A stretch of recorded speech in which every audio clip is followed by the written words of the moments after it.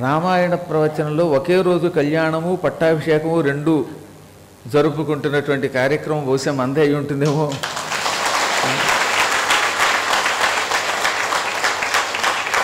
పరమాత్మునికి నిత్యం కళ్యాణమే. ఇదే సమయంలో ఎన్ని ప్రాంతాలలో కళ్యాణం జరుగుతుందో చెప్పలేం, ఎన్ని ప్రాంతాలలో పట్టాభిషేకం జరుగుతుందో చెప్పలేం, ఏ ఏ లోకాలలో ఈ కార్యక్రమాలు యథాతథంగా జరుగుతున్నాయో ఊహించటానికి కూడా అలవి కాదు. అలాగే ఈ సమయంలో మన అదృష్టవశాత్తు రాముడికి నవసంఖ్య ఇష్టం గనక 4 నవాహ్నిక దీక్షలతో రామాయణం పారాయణం చేసుకుని ఆ 436 దినముల పాటు ప్రవచనము చేసుకుని ఓ పక్కన కళ్యాణం జరిపించుకొని ఇప్పుడు పట్టాభిషేకం పూర్తి చేసుకుంటున్నాం అన్నమాట మనం. ఇదంతా రామానుగ్రహం. గురు కటాక్షం ఉంటే రాముడి అనుగ్రహం ఉంటుంది, జగద్గురువుల కటాక్షం ఇది.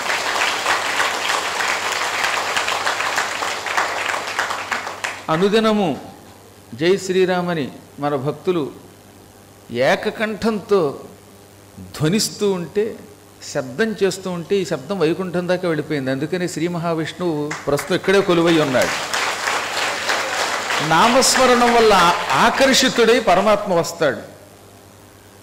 ఆయన గురించి చెప్పి భక్తికి చిక్కిన క్రియ అచ్యుతుండు సిద్ధముసుండి అంటోంది భాగవతం. చిక్కడు క్రతువుల వ్రతముల, చిక్కడు శౌచముల, దానశీలతకు దయం చిక్కడు, భక్తికి చిక్కిన క్రియ అచ్యుతుండు సిద్ధముసుండి. ఇది ప్రహ్లాదుడు అన్నమాట. ఎన్ని యజ్ఞములు చేసినా, ఎన్ని దానములు చేసినా, వ్రతాలు చేసినా, అనేక శుచి సంబంధమైన కార్యక్రమాలు చేసినా దొరకని పరమాత్ముడు భక్తితో రామ రామ కృష్ణ కృష్ణ అంటే పరుగు పరుగును వచ్చేస్తారన్నమాట. అందువల్ల మీరందరూ భక్తితో పరమాత్ముడు ఇక్కడికి రప్పించారు. ఆయన పట్టాభిషేకాన్ని కూడా వర్ణిస్తూ ఉంటే వినండి. సందేహం లేకుండా రాముడు వచ్చేశాడు. భరతుడు అత్యంత భక్తి శ్రద్ధలతో రామచంద్రుడికి నమస్కరించి, ఆ నమస్కారం చేసేటప్పుడు కూడా ఏదో మొక్కుబడి నమస్కారం చేయకుండా అంజలి ఘటించి నమస్కరించాడు. శిరస్యంజలి మాధాయ కైకేయ్యానందవర్ధన బభాషే భరతో జ్యేష్ఠం రామం సత్యపరాక్రమం. ఇలా 2 చేతులు జోడించాడు. జోడించి ఆ చేతుల మీద తల పెట్టాడు. అది శిరస్యంజలి మాధాయ అంటే. సాధారణంగా నమస్కరించేటప్పుడు ఇలా ఓ నమస్కారం చేస్తాం, లేదా కొంతమంది ఇలా కేవలం నుదుటికి చేరుస్తారు. కానీ పూర్తిగా చేతుల మీదకి తల పెట్టాడు. అంత వినయంగా నమస్కరించాడనమాట. తెలుసో తెలియకో మన వాళ్ళు వినయంగా తల వంచి నమస్కరించాడంటారే ఇదన్నమాట. అలా నమస్కరించి కైకేయికి ఆనందాన్ని పెంచేటటువంటి భరతుడు ఇప్పుడు రాముడికి నమస్కరించాడు. అసలు ఈ పట్టాభిషేకం ఎత్తుకోవటమే కైకేయ్యానందవర్ధన అన్నారు ఆయన్ని. కైకేయికి అంతకంతకి ఆనందం పెంచేవాడంటే భరతుడు. కైకేయికి ఎప్పుడు ఆనందం కలుగుతుంది? నిజానికి భరతుడికి పట్టాభిషేకం జరిగితే వాడికి ఆనందం కలగాలి. కానీ ఇప్పుడు పట్టాభిషేకం ఎవరికి జరుగుతోంది?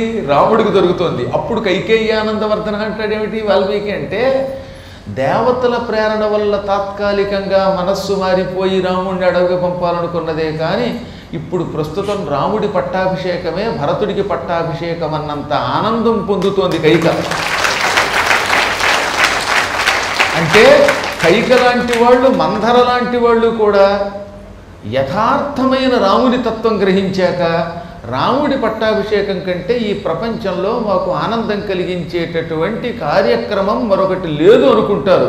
అందువల్ల ఈ పూట భరతుడు వినయంగా రాముడికి నమస్కారం చేస్తుంటే, నువ్వు నా కొడుకు అంటే నాలాంటి తప్పుడు తల్లిని కూడా ఒప్పుడు తల్లిగా సరైన మార్గంలో ఒప్పుల కుప్పగా నడిపించేటటువంటి వాడివి, నిన్ను చూచి ఆనందం పొందుతున్నాను అనుకుంది కైక. అందుకని కైకేయ్యానందవర్ధన అన్నారు.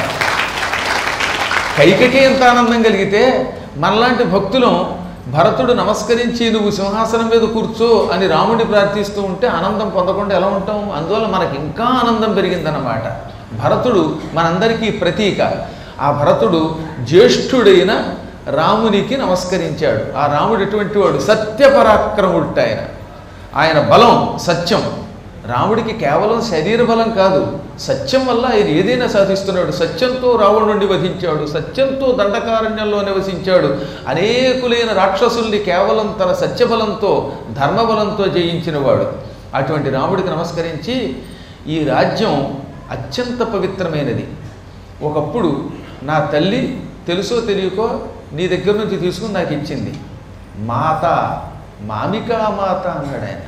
మా అమ్మ ఈ రాజ్యాన్ని నీకు ఇప్పించింది, నీ ద్వారా నాకు ఇప్పించింది.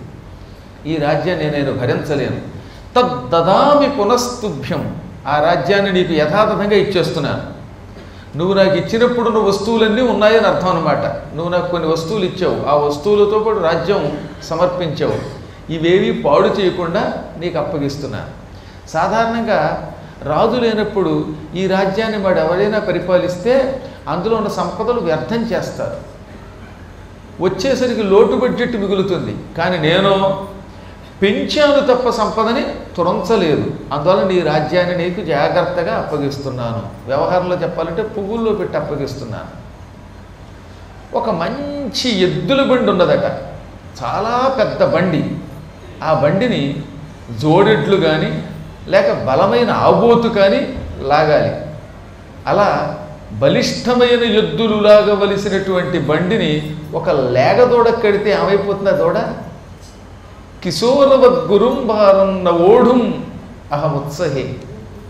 మంచి బలిష్టమైన ఆబోతు ఏడ్చవలసిన బండి లేగదోడ ఎలా నడపలేదో లాగలేదో, రాముడివి నీవు పరిపాలించవలసిన రాజ్యాన్ని నేను ఏడవలేనన్నాడు ఆయన. రాజ్యం అనేది ఒక బరువు, రాజ్యభారం అన్నారు అందుకే దాన్ని. ఈ రాజ్యభారం ఓ పెద్ద బండి బరువు లాంటిది.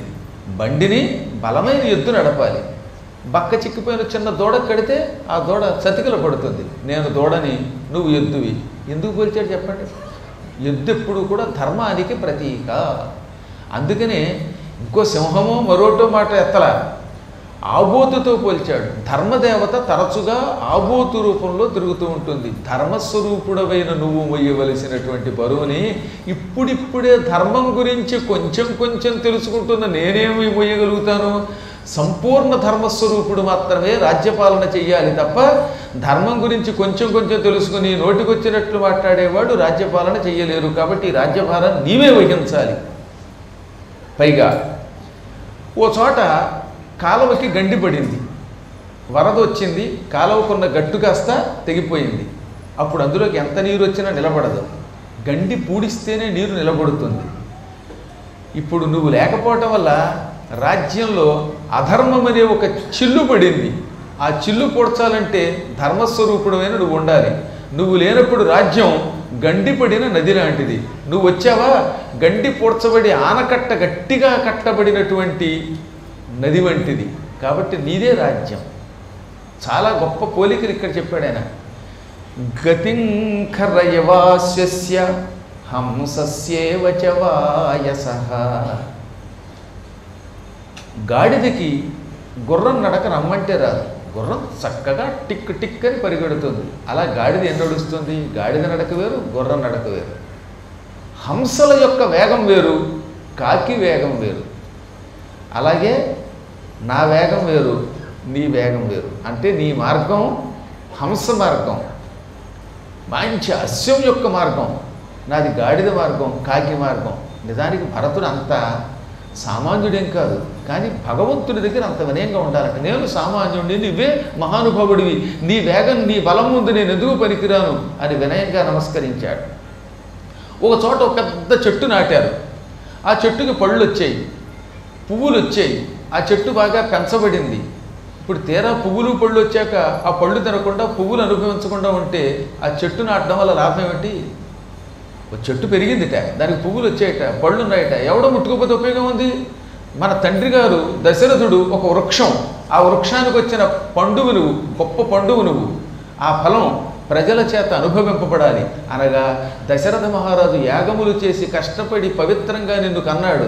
నీవు ఇప్పుడు ప్రజలకు ఉపయోగపడకపోతే, ప్రజాపాలన చేయకపోతే నువ్వు సంతానంగా పొందడం కూడా వ్యర్థమైపోతుంది. దశరథుడికి నువ్వు పుట్టి ఉపయోగం ఏమిటి? నువ్వు పరిపాలిస్తేనే ఉపయోగం. నీ వంటి ధర్మాత్ముడు పరిపాలించి తీరాలి. మహానుభావ, ఈ రాజ్యం నీకు ఇచ్చేస్తున్నాను, తీసుకో అన్నట్ట. ఈ చక్రం, భూమండల చక్రం ఉన్నదే, జ్యోతిష్ చక్రం ఉన్నంతకాలం నీ పేరు మారుమోగిపోయేలాగా పరిపాలింపబడాలన్నారు. యావదావర్తతే చక్రం యావతీచ వసుంధర అంటే ఎంత మాట అండి. భూమి ఉన్నంతకాలం, ఆకాశంలో నక్షత్రాలు గ్రహాలు మొదలైనటువంటి జ్యోతిష్ చక్రం ఉన్నంతకాలం రాజు అంటే రాముడే, రాముడి లాంటి రాజు మరొకడు లేడు అన్నట్టుగా నువ్వే పరిపాలించగలవు. నీవే ప్రభువు. నీ ఉండగా మరొకరెవరు ప్రభుత్వ పరిపాలన చేయడానికి అర్హులు కాదు. ఇలా పలకగానే పూర్వం అయితే నేను రానన్న రాముడు అన్నమాట నిలబెట్టుకోవాలి. ఇప్పుడు 14 ఏళ్ళు నిండిన తర్వాత స్వీకరిస్తాను రాజ్యం అన్నాడు గనక తథేతి ప్రతిజగ్రాహ, అలాగే నీవిచ్చిన రాజ్యాన్ని స్వీకరిస్తున్నాను అని వెంటనే అతని చేతిలో ఉన్న నీళ్లు తన చేతిలో పోయించుకున్నాడు. తిరిగి తాను స్వీకరించాడు. ఇంతవరకు అరణ్యవాసం చేసేటప్పుడు జడలు ధరించారు, అక్కడేదో స్నానాలు చేశారు. కానీ ఈ రాజ్యపాలనకి పనికొచ్చేటటువంటి సుగంధ ద్రవ్యాలతో కూడిన స్నానాలు లేవు. అందుకని ఇప్పుడు ముందు మంగళ స్నానాలు చెయ్యాలి, వనవాసానికి ముగింపు పలకాలి. వెంటనే శత్రుఘ్నుడు ఏం చేశాడు, నిపుణులైనటువంటి క్షురకర్మ చేసేవాడిని పిలిపించాట. వాళ్ళు ఎటువంటి వాళ్ళు, సుఖహస్తాహ, వాళ్ళ చేతులు చాలా బాగుంటాయట. అసలు కొంతమంది అలా ముట్టుకుని ఒంటికి మర్దనా చేస్తే ఇక నిద్రపోయిన వాళ్ళు లేవమంటే లేవాడు. అటువంటి చేతులు కలిగిన వాళ్ళు. సుశీఘ్రాశ్చ, మీసాలు అవి చాలా చక్కగా వేగంగా కత్తిరిస్తారటండోయ్. శ్మశ్రు వర్ధకులు అంటే పూర్వకాలంలో మీసానికి ఎక్కువ ప్రాధాన్యం ఇచ్చేవారు. శ్మశ్రువులు అంటే మీసాలు అనమాట. మీసములవి చక్కగా కత్తిరించేటటువంటి క్షురకర్మ చేసేవాళ్ళని పిలిపించగా వాళ్ళు వచ్చారు. ముందుగా రాముడికి స్నానం చేయించమంటే రాముడు అన్నాడు, అబ్బే కాదు, పాపం భరతుడు ఇక్కడ ఉండి నాకంటే ఎక్కువ కష్టాలు పడ్డాడు, అడవిలో ఉన్న నా పాటలు నేను ఎలాగోపడాలి, కానీ రాజ్యం తన చేతిలో ఉన్నప్పటికీ తాను కూడా జటాజోటాలు ధరించాడు.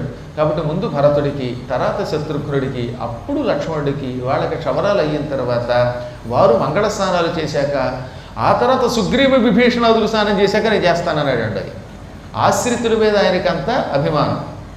వెంటనే వాళ్ళు వచ్చారు, జడలు ఇప్పేశారు. ఎప్పుడు కూడా ముందు జడలు ఇప్పాలి, అట్టగట్టేసిన జడలు.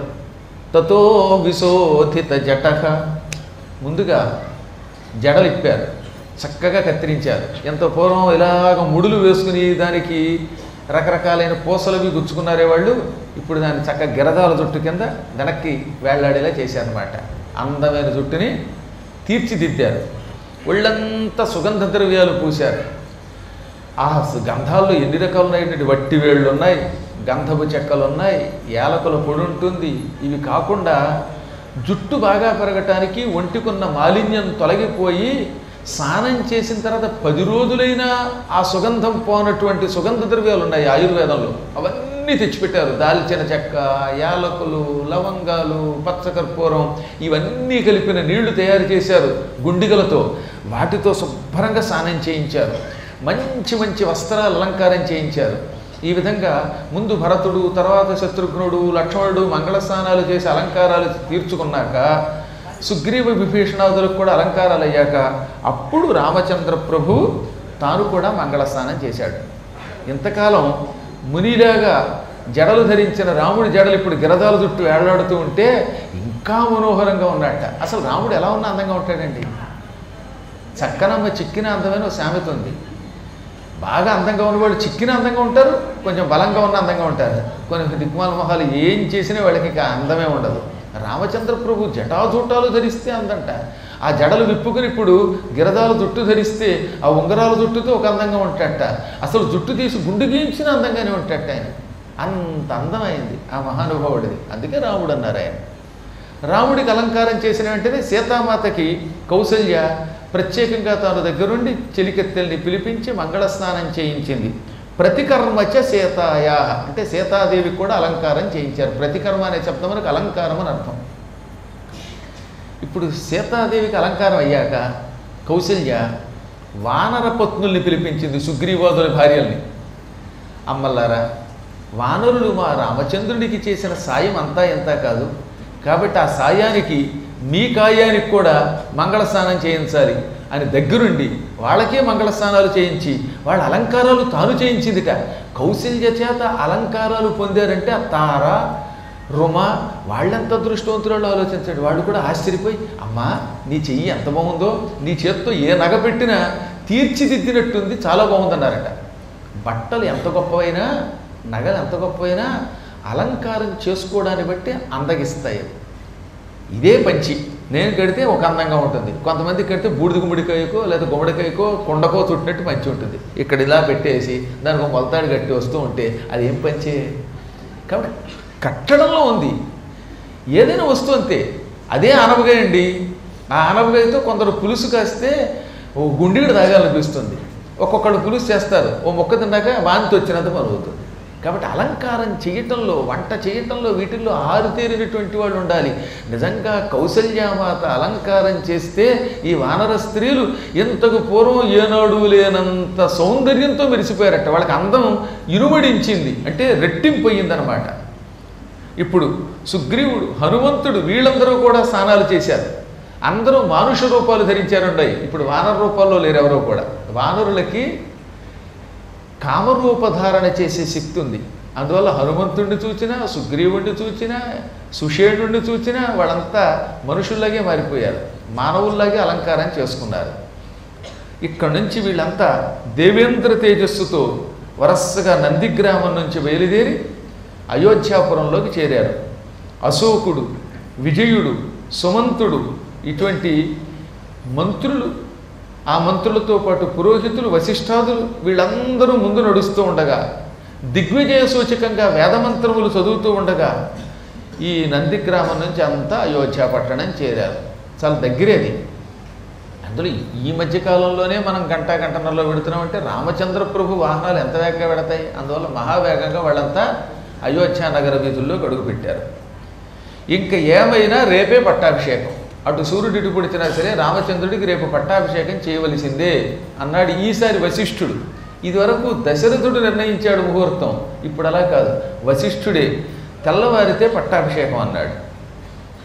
అప్పుడు రామచంద్ర ప్రభువుని పట్టాభిషేకానికి ముందు ఊరేగించాలి గనక మంచి చక్కని వన్నె కలిగిన, మిసమిసలాడిపోతున్న, గుర్రాలు పూంచిన రథం ఎక్కించారట. ఆ రథం ఉంది బంగారుమయమైన రథం. వారి తండ్రి గారు రామచంద్ర ప్రభు తండ్రి దశరథ మహారాజు గారు ఆ రథం ఎక్కి ఒకప్పుడు ఊరేగాడు. అటువంటి రథానికి అద్భుతమైన గుర్రములు పోంచారు. జవనము అంటే వేగము కలిగిన అశ్వాలు, అందుకని జవనాశ్వాలు అంటారు వాటిని. పిక్కబలంతో ఉంటాయి అవి, చక్క చక్క వెడతాయి. వాయువేగం కంటే ఎక్కువ వేగంగా వెళ్ళగలిగినటువంటి గుర్రాలు అన్నమాట. ఆ గుర్రాలు పూంచిన రథంలో రామచంద్రుడు ఎక్కాడు. అది ఉత్తమమైన రథం. ఆ సమయంలో పక్కనే సీతను కూడా కూర్చోబెట్టారు. ఎప్పుడూ రథం ఎక్కిన వాళ్ళకి గొడుగు పట్టాలి, చామరములు వేచాలి. ఎవరెవరు పెట్టారట? జగ్రాహ భరతో రశ్మీన్ శత్రుఘ్న ఛత్రమాదతే లక్ష్మణో వ్యజనం తస్య మూర్ధ్ని సంపర్యవీజయత్తు. భరతుడు పగ్గాలు పట్టుకున్నట్ట. రశ్మి అంటే పగ్గం. గుర్రాలకి కళ్ళెమని వేస్తారు కదా, ఆ కళ్ళాలు పట్టుకుని నడిపితే వెడుతూ ఉంటాయి. రథం నడిపే పని ఇప్పుడు సుమంతుడు కాకుండా భరతుడు చేశాడు. శత్రుఘ్నుడు తెల్లని గొడుగు పట్టాడు, శ్వేతఛత్రం పట్టాడు. గొడుగు తెల్లగా ఉంటే పట్టాభిషేక కాలంలో శుభాలు కలుగుతాయి, అశుభాలు తొలగిపోతాయి. లక్ష్మణుడు ఏం చేశాడు? చామరం వీచాడు. మన ఆలయాల్లో చూశారుగా, చామరం విజయమి అన్న చోట చమరీ మృగం యొక్క వెంట్రుకలను బంగారంలో కానీ వెండిలో కానీ తాపడం చేసి విసురుతూ ఉంటారు. చమరీ మృగం అని ఒక మృగం ఉన్నది, అది హిమాలయాల్లో ఉంటుంది, చాలా గొప్పది. ఇప్పటికీ ఆ మృగాలు ఉన్నాయి. ఇంగ్లీషులో యాక్స్ అంటారు అన్నమాట, YAX. ఆ మృగం యొక్క తోక వెంట్రుకలనేమో ఎక్కువ ఖరీదుకు అమ్ముతారు, ఒంటి మీద ఉన్న వెంట్రుకలు కూడా చామరం అనే పేరు అమ్ముతారు. కానీ వాటిలో ఎక్కువ విలువైనవి తోక వెంట్రుకలు. ఆ వెంట్రుకలు పొడుగు ఎక్కువ ఉంటాయన్నమాట. ఆ వెంట్రుకలు ఒక రకమైన విచిత్రంగా ఉంటాయి, రంగులో ఉంటాయి. వాటిని తీసుకుని భగవంతునికి సేవకి వాడతారు. ఆ చామరాన్ని ఇప్పుడు లక్ష్మణుడు వీచాడు. మరొక శ్వేతవ్యజనాన్ని పట్టుకున్నాడు రాక్షసేంద్రుడు విభీషణుడు. ఆయన కూడా తెల్లని వింజామర పట్టుకున్నాడు అనమాట. రథానికి ముందు భాగంలో నడిచాడు. సుగ్రీవుడు ఒక పక్కన నడిచాడు. ఆ సమయంలో సుగ్రీవుణ్ణి, నువ్వు నడిస్తే అలాగా, నేను రథంలో వస్తున్నాను, ఏనుగు ఎక్కమన్నాడు రాముడు. అక్కడ వాళ్ళకి శత్రుంజయము అని ఒక గొప్ప ఏనుగు ఉందండోయ్. దశరథ మహారాజు కాలం నుంచి ఉన్న గొప్ప ఏనుగు, ఆయువు ఎక్కువ కలిగిన ఏనుగు, బలమైన ఏనుగు, ముసలితనం వచ్చి చతికిలబడని ఏనుగు అది. అటువంటి పర్వతం లాంటి శరీరం కలిగిన శత్రుంజయం అనే ఏనుగు మీదకి సుగ్రీవుడు మానవ రూపంలో ఎక్కాట. అంత గౌరవించాడు రాముడు. మేము 5గురు అన్నదమ్ములు అన్నాడు కదా భరతుడు సుగ్రీవుడితో, మనం 5గురు అన్నదమ్ములు అన్నాడు. అందుకే రాముడు ఏం చేశాడు, బాగా గౌరవించి శత్రుంజయం మీద ఎక్కి ఊరేగన్నాడు. నవనాగ సహస్రాణి యయురాస్థాయ వానరాహ మానుషం విగ్రహం కృత్వా సర్వాభరణభూషితాః. 9,000 ఏనుగులు తెప్పించారటండి ఆ సమయంలో. రామాజ్ఞతో రాముని మంత్రులు 9,000 ఏనుగులు తెప్పించారు. వానరులారా, మీరంతా నాకు యుద్ధంలో ఎంతో సాయం చేశారు, ప్రాణాలకి తెగించారు. కాబట్టి మీరు కాలినడకన నాతో ఊరేగింపుకు వస్తే నా మనస్సు ఖేదం పొందుతుంది. మీరు మనుషుల రూపాల్లో ఈ ఏనుగులు ఎక్కిరండి అన్నట్ట. దాంతో వానరులందరూ మానవ రూపాల్లో 5గురు 10 మంది చొప్పున చిన్న చిన్న రూపాలు ధరించి ఏనుగులెక్కి దర్జాగా ఊరేగారు. వానరులకి రాముడి వెనకాల ఊరేగేటటువంటి యోగం కలిగింది. అది కూడా ఏదో కాలినడకన కాకుండా 9,000 ఏనుగుల మీద ఎక్కారంటే ఆలోచించండి. ఒక ఏనుగు మీద 3 4 చొప్పున ఎక్కి కూర్చున్నారు మానవాకారాలు. 9,000 ఏనుగులు అటవి. పైగా వాళ్ళంతా కూడా సర్వాభరణ భూషిత, రకరకాల నగలు అలంకరించుకున్నారు. చెవులకు కుండలాలు, చేతులకి కంకణాలు, కాళ్ళకి గండపెండేరాలు, నలుగుకు వడ్డాణాలు ధరించారు. మళ్ళీ ఆ నడుముకున్న వడ్డాణాలు ఉన్నాయే, ఇప్పుడు మనం బెల్ట్ పెట్టుకున్నట్టుగా పెట్టుకుంటారన్నమాట, వస్త్రాలు జారిపోకుండా. ఆ వడ్డాణాలకి చిన్న చిన్న గంటలు మొవ్వలు ఉన్నాయి. అవి వాళ్ళు ప్రయాణం చేస్తూ ఉంటే ఠింగ్ ఠింగ్ అని చక్కగా మోగుతున్నాయి. ఆ సమయంలో శుభసూచకంగా శంఖాలు ఊదారు, భేరీ భాంకార శబ్దాలు వచ్చాయి, మంచి యుద్ధ భేరీలు ఉంటాయి, ఆ భేరీలు మోగించారు. రామచంద్ర ప్రభువుకి వశిష్ఠుడు మొదలైన వాళ్ళు ఎదురేగారు, ఆయన్ని పిలిచారు. ఆయనకి రకరకాలైన లాజలు జల్లి ఆశీస్సులు అందించారు. నెత్తి మీద పేలాలు, శ్వేతాక్షతలు, పసుపు కలిపిన హరిద్రాక్షతలు జల్లారు. రామచంద్రుడు క్రమంగా తన రాజభవనం దగ్గరకు వచ్చాక రథం దిగాట. ప్రజలందరూ ఆనందంతో రాముడు రథం దిగుతూ ఉంటే ఇక పువ్వుల వర్షం కురిపించారు. నగరమా లేక పూలతో నిండిపోయినటువంటి వీధియా అన్నట్టుగా ఉందట. రాముడు ఒళ్ళంతా పువ్వులతో నిండిపోయి మంచి పువ్వులు, తడి లేనటువంటి పొడి పువ్వులు చల్లారు. మళ్ళీ రామచంద్రుడికి ఒళ్ళంతా తడైపోకుండా మరి కొంతమంది పెరుగుతో కూడినటువంటి అక్షతలు చల్లారు. కొంతమంది ద్విజులు కన్యలు లడ్డూలు గుచ్చుకుని ముందుకు వెళ్ళారు. మోదక హస్తులు అన్నమాట వాళ్ళంతా. ఎప్పుడు లడ్డూలు గుచ్చుకుని పెడితే కార్యక్రమం విజయవంతమవుతుంది, అపశకునాలు దూరం అవుతాయి. అప్పుడు రాముడు, పౌరులారా, ఈ సుగ్రీవుడి యొక్క మైత్రి చాలా గొప్పది, అతడు నాకు చేసిన ఉపకారాలు ఇవి, మారుతి ఎంత గొప్పవాడు అని దారి పొడుగుతో పొగిడేటండి. అది విని మంత్రులు పౌరులు ఆనందంతో పొంగిపోయి, వీళ్ళు కదా అదృష్టవంతులంటే రాముడి చేత నిరంతరం ప్రశంసింపబడుతున్నారు. యుద్ధంలో రాముడు కూడా ఉన్నారు, మనము ఉన్నాం, నగరంలో కూర్చొని ఉన్నాం. యుద్ధంలో మనం కూడా సాయపడి ఉంటే ఎంత బాగుండు, రామచంద్రుడికి సాయం చేసిన వాడి జన్మే జన్మ కదా అనుకున్నారు వాళ్ళు. ముందు రాముడు తండ్రి భవనం అన్నగారికి వస్తుంది, ఇంట్లో అందరికంటే పెద్దన్నగారికి తండ్రి భవనం ఇవ్వాలని శాస్త్రం. అందుకని పితుర్భవనం ఆసాధ్య దశరథుడి యొక్క భవనంలో ప్రవేశించాడు. ఒకప్పుడు రాముడి భవనం వేరు, ఇప్పుడు రాముడు తండ్రి గారి భవనంలో ప్రవేశించాట. అప్పట్లో శాస్త్రం ఒకటి ఉండేదన్నమాట. తండ్రి గారు పిల్లలు ఎంతమంది ఉంటే అంతమందికి అన్నిళ్ళు కట్టించేవారు, అంత శక్తి ఉండేది. తండ్రి గారి మరణానంతరం తండ్రి గారి భవనం జ్యేష్ఠపుత్రుడికి వెళ్ళాలి. ఇది తండ్రి గారి ఇల్లు ఉంటే, లేకపోతే మళ్ళీ దానికోసం మా నాన్న కట్టించలేదని గొడవ చేయకండి. ఆ కట్టించి ఆయన మహారాజు, ఆ శక్తి వేరు. ఇది విని ఒక ఆయన మా నాన్న కట్టించలేదంటే వచ్చి నేనేం చేయనండి అని అడుగుతాడు ఉపన్యాసం అయ్యాక. నువ్వేం చేస్తావు, మీ నాన్నగారికి ఇల్లు కట్టించి ఆ నాన్నగారి యొక్క పటం అందులో పెట్టి ఆ తర్వాత స్వీకరించు. నువ్వు గొప్పవాడివి, మీ నాన్నగారి పేరు నిలబెట్టాలి, రాముడు తండ్రి పేరు నిలబెట్టాడు, నువ్వు అలా నిలబెట్టాలి. అంతేగాని మా నాన్న కట్టలేదంటే ఇప్పుడు ఏం చేస్తారైనా? పురాణం విన్నప్పుడు మనం కూడా మహానుభావులు అవ్వడానికి ప్రయత్నించాలి తప్ప లేని తండ్రిని బాధ పెట్టకూడదు. ఆయన తండ్రి భవనంలో ప్రవేశించాడు.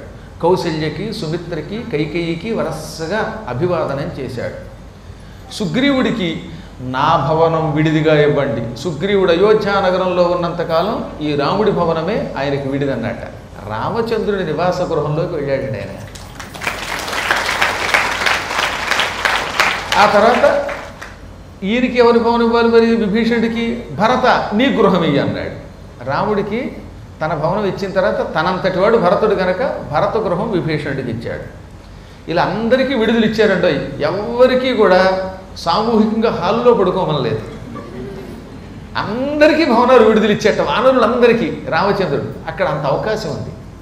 మళ్ళీ రేపొద్దున మీరు మా పీఠానికి వచ్చి చూసారా రాముడు అందరికీ ఇచ్చాడండి, మీరు మాత్రం మాకు గదులు కట్టకపోతే అంటే మీకు కావాలంటే మీరే గదులు కట్టేయండి, కట్టేసి ఇచ్చేయండి ఎవరికైనా. ఇప్పుడు తెల్లవారితే పట్టాభిషేకం కదా. పట్టాభిషేకమునకు వేద మర్యాదల ప్రకారంగా సముద్ర జలాలు ఉండాలి. 4 సముద్రాల నీళ్లు, కనీసం 500 నదులు నీళ్లు ఉంటేనే, ఆ నీళ్లతో శిరస్సు మీద అభిషేకం చేస్తేనే ఆ రాజుగారు చక్రవర్తి అవుతాడు. అదే మామూలు మహారాజులకైతే ఒక్క సముద్ర జలం 5 నదుల నీళ్లు చాలు. ఈయన సామాన్య రాజు కాదు కదా, చక్రవర్తి. రాముడి కంటే గొప్ప చక్రవర్తి ఎవరు? అసలు వాడు వంశమే చక్రవర్తి వంశం. చక్రవర్తి తనూజాయ సార్వభౌమాయ మంగళం అంటున్నాం. అదే సుందరకాండలో చక్రవర్తి కులే జాత, చక్రవర్తి వంశంలో పుట్టాడు రాముడు అని సుందరకాండంలో హనుమంతుడు సీతతో అంటాడు. కాబట్టి ఈయన కోసం కనీసం 4 సముద్రాల నీళ్లు తీసుకురావాలి, 500 నదుల నీళ్లు తేవాలి. అది కూడా తెల్లవారేలోపు రావాలి. వచ్చిన తర్వాత కదా పట్టాభిషేక ముహూర్తం నిర్ణయం అయ్యింది. ఆ పని ఎలాగా అని వశిష్ఠుడు అంటూ ఉంటే సుగ్రీవుడు నీకెందుకు స్వామి నేనున్నానుగా అన్నట్టు ఆయన వెంటనే 4 మహావీరుల్ని పిలిచాడు. సౌవర్ణాన్ వానరేంద్రాణం చతుర్నాం చతురోఘటాన్ దదౌ క్షిప్రం ససుగ్రీవ సర్వరత్న విభూషితాన్. బంగారపు కుండలు తెప్పించాడు ఆయన. పెద్ద పెద్ద బంగారపు కుండలు, మట్టి కుండలు కావు. అవి 4 కుండలు తెప్పించి వెంటనే 4 మహానుభావులకు ఇచ్చాడు. ఎవరెవరు? జాంబవంతుడు, హనుమంతుడు, వేగదర్శి, గవయుడు, వృషభుడు. వీళ్ళని పిలిచాడు. నాయనలారా మీలో 4 4 సముద్రాల నీళ్లు తండి. మిగతా వాళ్ళు తక్కినటువంటి మంచి పరాక్రమం కలిగి ఎగిరేటటువంటి వానరులను వెంట పెట్టుకురండి. నదుల్లో నీళ్లు కొందరు తండి. 4 మాత్రం 4 బంగారపు కుండలతో సముద్ర జలాలు తేవాలి. తక్కిన వాళ్ళు చిన్న చిన్న కడవలతోటి నదీ జలాలు తేవాలి. అది కూడా యథాప్రత్యూష సమయే, సూర్యోదయానికి ముందు కుండలతో నీళ్లు రావాలి. నీళ్లు తెచ్చి పడుకోవడం కాదు, నీళ్ళు అక్కడ పక్కన పెట్టేసిపోతుంటారు కొంతమంది. గురువుగారు పాలు అన్నారు అనుకోండి, టేబుల్ మీద పెట్టేసిపోతే ఆ పాలు ఉన్నాయని నాకేం తెలుస్తుంది, కాసేపటికి చల్లారిపోతాయి పాలు, అప్పుడు తెలివి తెల్లారుతుంది. అలా కాదు, గుమ్మం దగ్గర ప్రతీక్షధ్వం ఎదురు చూడాలి. సరే సుగ్రీవాజ్ఞ ఎలా ఉంటుందో, కొండలతో నీళ్లు తండి, అక్కడ పెట్టి పొండల్లా కొండలతో నీళ్లు తెచ్చి గుమ్మం దగ్గర నిలబడాలి. పిలవగానే టక్కున కొండలతో నీళ్లు మీరే రావాలి. మళ్ళీ ఎవరి ద్వారానో పంపకూడదు, ఎవరు తెచ్చారో వాళ్ళే ఇవ్వాలి. తీసుకొచ్చి ఆ నీళ్లు పట్టాభిషేక సమయంలో అప్పగించాలి. జాగ్రత్త సుమా అనగానే మహావీరులు, ఏనుగుల కంటే పరాక్రమం కలిగిన వాళ్ళు, గరుత్మంతునిలా ఎగిరేటటువంటి మహానుభావులైన జాంబవంతుడు, హనుమంతుడు, వేగదర్శి, వృషభుడు ఈ 4 ముందు సముద్రాలకు వెళ్ళారు. గవయుడు అన్నవాడు నదీ జలాల నీళ్ల కోసం బయలుదేరాడు.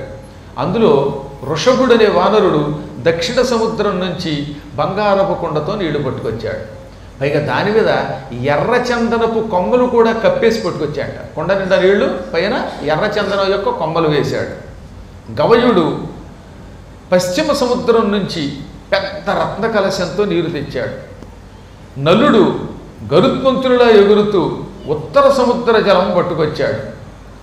ఇక పూర్వ సముద్రం నీళ్లు ఆంజనేయ స్వామి వారు తెచ్చారు. ఇలా 4 కొండలు పట్టుకొచ్చారు. ఇక తక్కినటువంటి వాళ్ళు వేగదర్శి మొదలైనటువంటి వాళ్ళు కొండలు పట్టుకెళ్ళి నదీ శతానాం పంచానాం జలకుంభేషు చాహరన్ 500 బంగారపు కొండలు పట్టుకెళ్ళి 500 నదులు నీళ్లు తెచ్చారట. భారతదేశంలో ఎన్ని నదులు ఉన్నాయండి? ఒక్క తిరుపతి నుంచో బయలుదేరి విశాఖపట్నం వెళ్ళే లోపు ఎన్ని నదులు ఉన్నాయో తెలిసిన? దారిలో పినాకిని అనే నది ఉన్నది, పెన్నా నది. పెన్నా నది అసలు పేరు పినాకిని. కృష్ణా నది ఉన్నది, చిన్న చితక నదులు ఎన్నున్నాయో లెక్కలేదు, అసంఖ్యాకంగా ఉంటాయన్నమాట. కాళహస్తి దగ్గర సువర్ణముఖి ఉన్నది, మనం ఈ చిన్న నదులను పట్టించుకోవట్లేదు. అలాగే తుని దగ్గర తాండవ ఉన్నది, అనకాపల్లి వెడితే శారదా నది ఉంది, ఆ తర్వాత వంశధార, నాగావళి, ఇన్ని నదులు ఉన్నాయి. కేవలం నదులంటే ఎంతసేపు గంగా నది, కృష్ణానది, లేకపోతే తుంగభద్రే కాకుండా చిన్న నదులు కూడా నదులే. ఇలాంటి నదులు ఎన్నున్నాయో లెక్కలేదు. అటువంటివి 500 నదుల నీళ్లు తెల్లవారేలోపు తీసుకొచ్చి ద్వారం దగ్గర కుండలు పట్టుకుని కూర్చున్నారట వాళ్ళు. ఇంక ఇప్పుడు రామాభిషేకానికి నదుల నీళ్ళు వచ్చాయనే విషయం తెలిసింది సుగ్రీవుడికి, సముద్ర జలాలు వచ్చాయని తెలిసింది. పురోహితులు వారు, ప్రధాన పురోహితులు వారు వశిష్ఠుల వారికి బాధ్యత అప్పగించారు.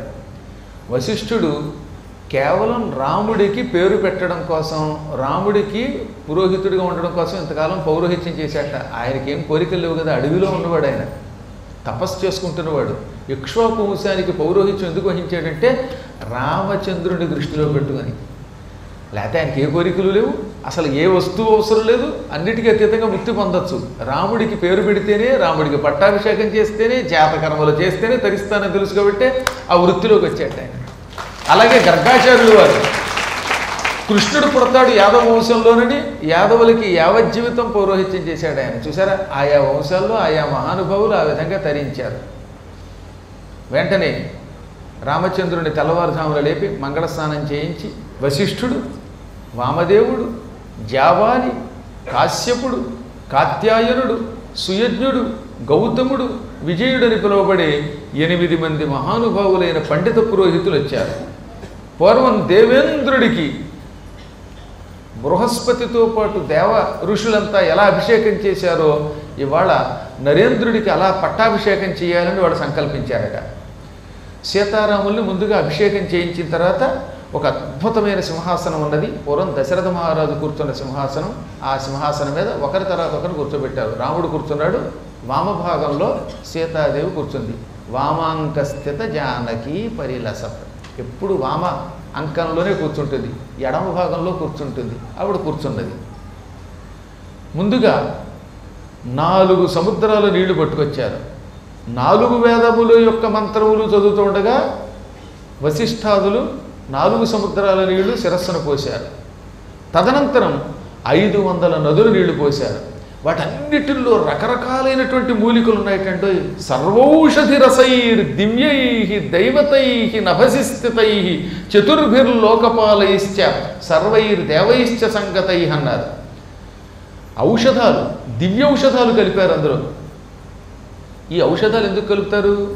ఇవి శిరస్సు మీద పడుతూ ఉంటే జుట్టులోకి ఇంకిపోయి తర్వాత మెదడుకి తగిలి జీవితంలో ఎప్పుడూ రొంపరాదటండి. అటువంటి ఔషధాలు కలిపేవారట పట్టాభిషేక సమయంలో.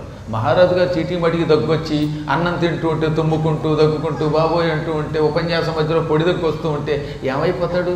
రాజులకి బలం కావాలి, శరీరంలో అనారోగ్యం ఉండకూడదు. అందుకని 5000 మూలికల్ని ఆయుర్వేద శాస్త్రం చెప్పింది.